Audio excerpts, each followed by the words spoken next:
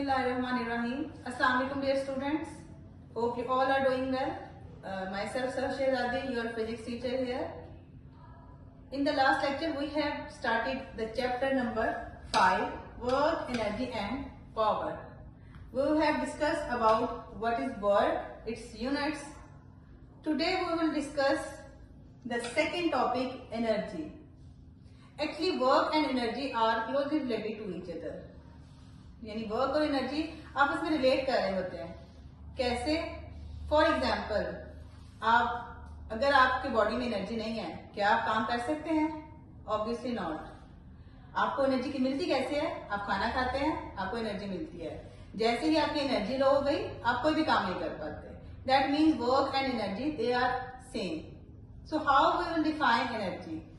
Energy is defined as the ability of a body to do work.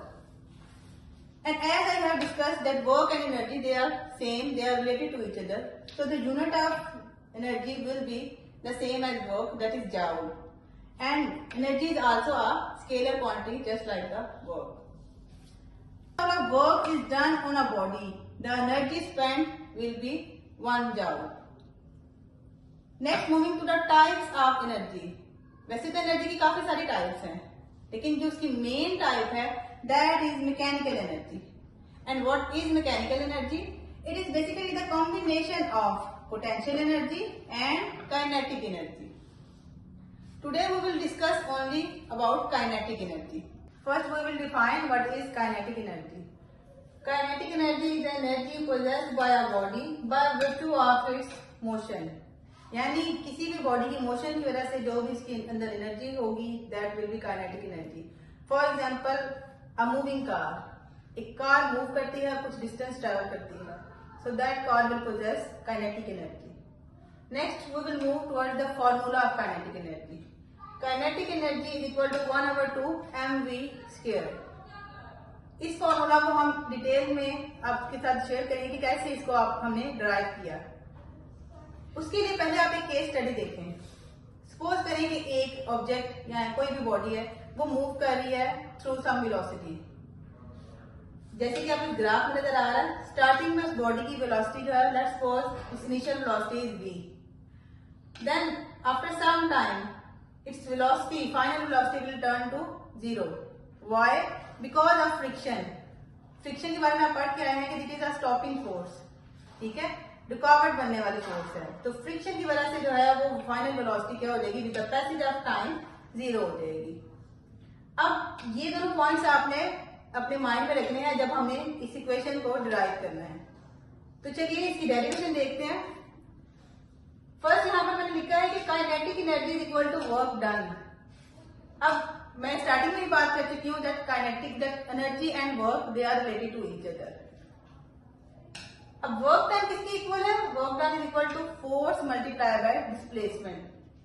तो यहां पर मैंने वर्क डन की जगह उसकी वैल्यू पुट कर दी. ये मेरे पास इक्वेशन नंबर 1 आ गई. अब हमें नेक्स्ट हमने क्या करना है कि हमने फोर्स और डिस्प्लेसमेंट की वैल्यू को फाइंड करना है. जैसे कि आपको पता है कि Newton second law of motion क्या है, F is equal to ma. और डिस्प्लेसमेंट की इक्वेशन भी आप पढ़ के आ चुके हैं, that average velocity multiply by time. ये किसकी इक्वेशन है? डिस्प्लेसमेंट की. अब फोर्स की वैल्यू भी पता चलेगी और डिस्प्लेसमेंट की भी. इन दोनों की वैल्यू को मैंने इक्वेशन नंबर 1 में पुट किया, तो फाइनल इक्वेशन नंबर 2 मेरे पास कुछ इस तरह से आई. यहां पर अब नेक्स्ट मैंने क्या किया कि मैंने एक्सेलरेशन की वैल्यू फाइंड की एंड एवरेज वेलोसिटी की. एक्सेलरेशन की वैल्यू भी आप पढ़ के आ चुके हैं, that it is equal to velocity over time. और एवरेज वेलोसिटी क्या होती है? It is basically sum of final and initial velocities. तो यहां पर मैंने क्या लिखा? Initial velocity plus final velocity divided by 2. अब आप यहां पर देखें, यहां पर इनिशियल वेलोसिटी की भी वैल्यू लिखी हुई है और फाइनल वेलोसिटी की भी. इनिशियल वेलोसिटी की वैल्यू क्या है? v. फाइनल वेलोसिटी की वैल्यू क्या है? 0. तो फाइनल इक्वेशन मेरे पास कुछ इस तरह से आ गई, that average velocity is equal to v divided by 2. अब यहां से मेरे पास एवरेज वेलोसिटी की भी वैल्यू आ गई, एक्सेलरेशन की भी वैल्यू आ गई. इन दोनों को जब मैंने इक्वेशन नंबर 2 में पुट किया, तो थर्ड इक्वेशन मेरे पास कुछ इस तरह से बनी. अब इस इक्वेशन को आप इस तरह से समझे कि यहाँ पर हमने टाइम को टाइम के साथ कट कर दिया और v हमारे पास जो है यहाँ पर 2 प्रेजेंट है. दैट मीन्स v का स्क्वायर हो जाएगा, उसके अलावा हमारे पास मैथ रह गया। तो फाइनल इक्वेशन क्या बनी हमारे पास, kinetic energy equal to 1/2 mv square. So हमने कंक्लूड क्या किया आज के लेक्चर से, that kinetic energy depends on mass and square of velocity. ठीक है, होप कि आज का लेक्चर आपको समझ आ गया होगा। अगर आपको कोई भी कंफ्यूजन हो आज के लेक्चर में, then feel free to contact me. I have assigned you a home task that you have to learn today's lecture in detail. I will mention the book pages as well. And this is a very important long question. So you have to memorize it as it is. That's all for today's lecture. Till then, take care. Allah Hafiz.